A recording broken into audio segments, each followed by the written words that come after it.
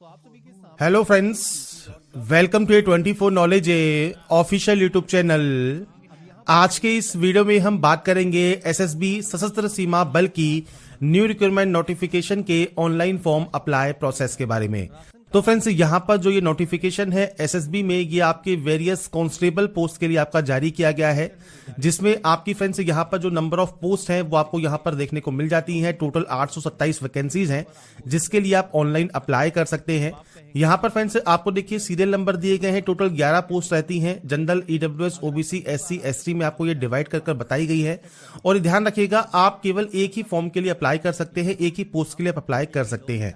साथ में फ्रेंड्स यहाँ पर देखिए जो आपका पे स्केल है वो 21,700 से 69,100 रुपए रहेगा। 10वीं क्लास पास आउट होना आपका यहाँ पर जरूरी है, या फ्रेंड्स आपके पास आईटीआई है तो भी आप आवेदन कर सकते हैं, या आपके पास डिप्लोमा है तो भी आप आवेदन कर सकते हैं। तो अप्लाई करने से पहले एलिजिबिलिटी कंडीशंस को आप चेक जरूर कर लें। इससे रिलेटेड सारी जानकारी आपको फ्रेंड्स मैंने पहले ही jobrasa.com पर प्रोवाइड की हुई है। आप वीडियो डिस्क्रिप्शन में या पिन कमेंट में जाकर डिटेल्स को चेकआउट कर सकते हैं। और ये एसएसबी कांस्टेबल की वैकेंसी है, इसका ऑनलाइन फॉर्म आपको कैसे अप्लाई करना है, इसके स्टेप बाय स्टेप प्रोसेस के बारे में हम बात करेंगे इस वीडियो में। तो यहाँ पर फ्रेंड्स देखिए चलते हैं इसके ऑफिशियल पोर्टल पर फॉर्म को अप्लाई करने के लिए। और इस वीडियो को स्टार्ट करने से पहले अगर अभी तक आपने हमारे चैनल को सब्सक्राइब नहीं किया है, सब्सक्राइब करें, शेयर करें, लाइक करें, जिससे आपको आने वाली सारी अपडेट्स मिल सके। तो यहाँ पर फ्रेंड्स देखिए एसएसबी का ये ऑफिशियल ऑनलाइन अप्लाई पोर्टल है, जहां से आपको कांस्टेबल पोस्ट के लिए अप्लाई करना है। और इसके लिए लास्ट डेट है 20 अप्रैल 2026। तो यहाँ पर फ्रेंड्स अब अप्लाई करने के लिए आपको सबसे पहले इस अप्लाई वाले ऑप्शन पर क्लिक करना होगा। आपके सामने कुछ इस तरह का इंटरफेस आएगा, जहां पर अपना एडवर्टाइजमेंट आप चेक कर सकते हैं। इस पे आप क्लिक करेंगे तो आपका जो एडवर्टाइजमेंट है वो आपका यहाँ पर आपके सामने शो हो जाएगा। आप यहाँ से आपका जो एडवर्टाइजमेंट है वो रीड आउट कर सकते हैं।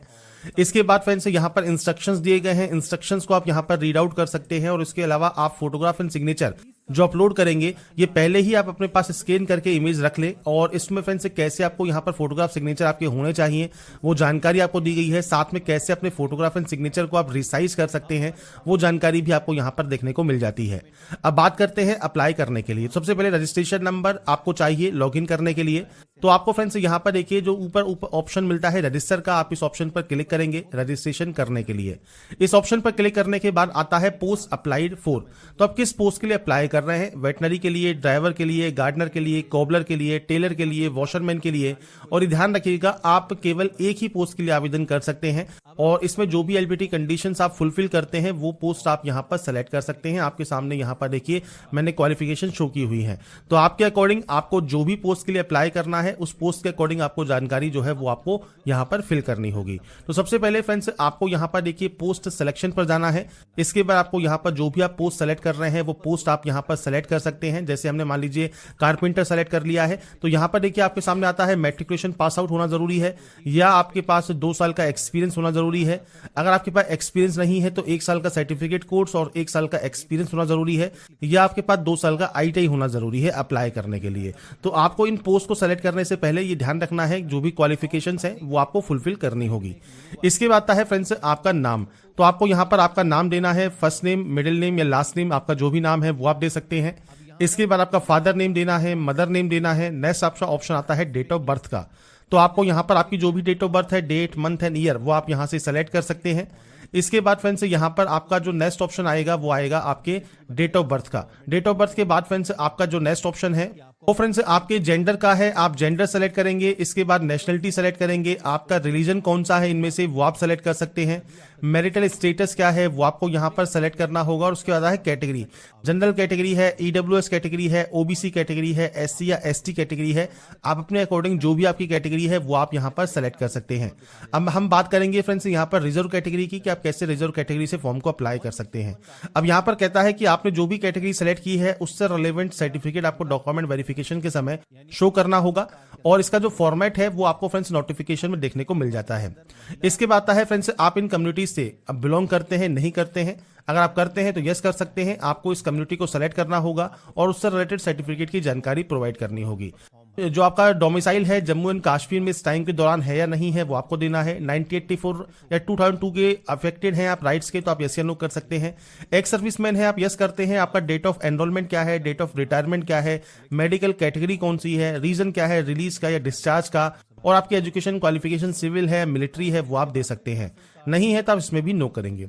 इसके बाद डिपार्टमेंटल कैंडिडेट है या नहीं है, आपके पास 2 साल का वर्क एक्सपीरियंस रेस्पेक्टिव ट्रेड में है या नहीं है। अगर आपके पास 2 साल का वर्क एक्सपीरियंस है रेस्पेक्टिव ट्रेड में तो आप यस कर सकते हैं, नहीं है तो आप यहां पर नो करेंगे। इसके बाद पूछता है आपके पास 1 साल का सर्टिफिकेट कोर्स है आईटीआई का, या आपके पास वोकेशनल इंस्टीट्यूट के द्वारा फ्रेंड्स 1 साल का एक्सपीरियंस है रेस्पेक्टिव ट्रेड में। तो अगर आपके पास ये है तो आप यहां पर यस कर सकते हैं, अगर आपके पास ये नहीं है तो आप यहां पर नो करेंगे।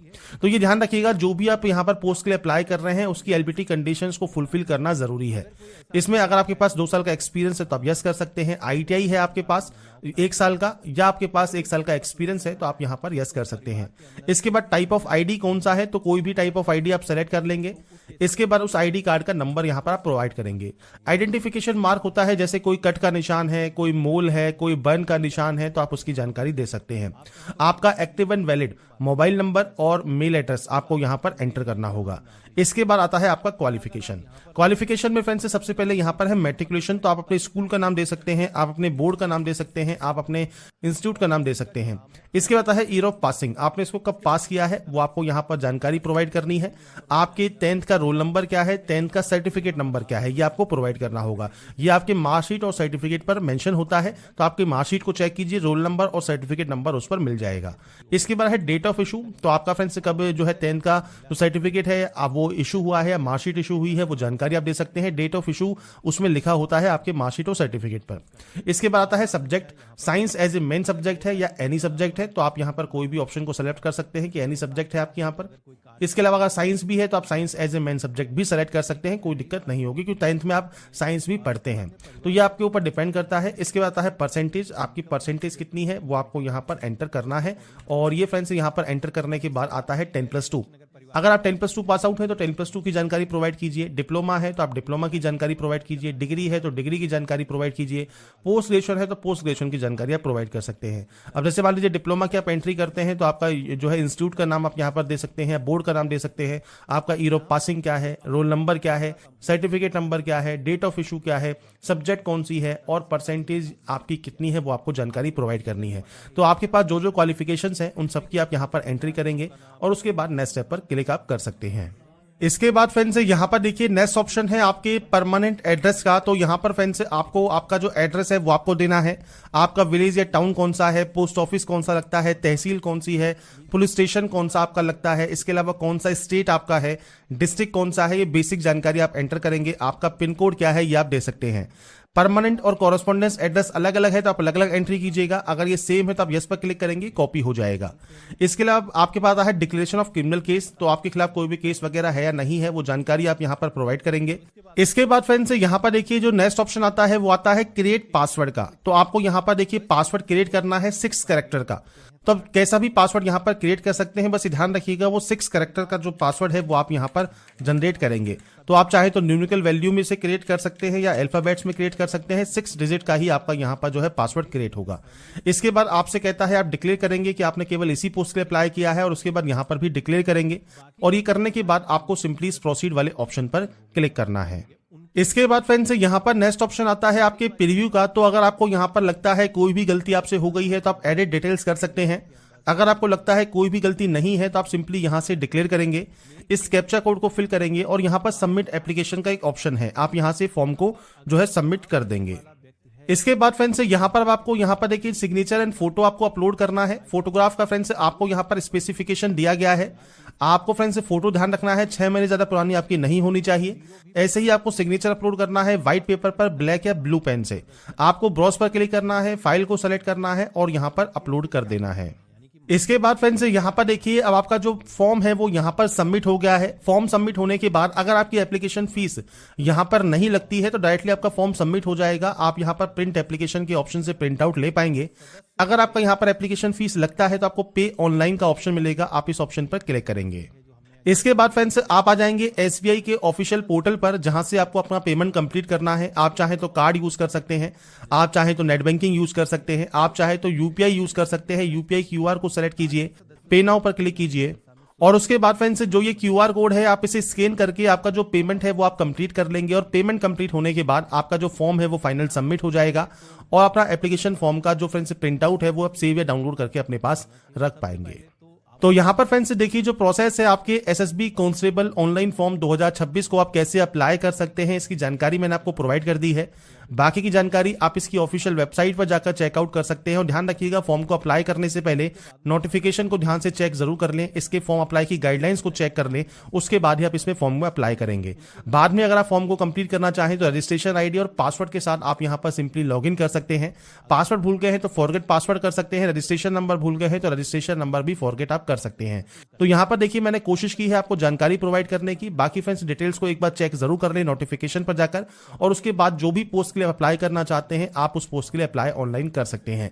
तो अगर आपको हमारा ये वीडियो या अपडेट पसंद आया है और आप चाहते हैं ऐसे ही रेगुलर अपडेट्स आपको लगातार मिल सके तो इसके लिए लाइक सब्सक्राइब इनसे जरूर कीजिए। बाकी की जानकारी के लिए ऐसे ही बने रहिए हमारे साथ, देखते रहिए हमारा YouTube channel. Thanks for watching. का पैसा देना हो, कोई अनुदान देना हो, तो वो जो पैसा है इसी के अंदर भेजा जाएगा। तो खाता मिलान करके अच्छे से भरना है।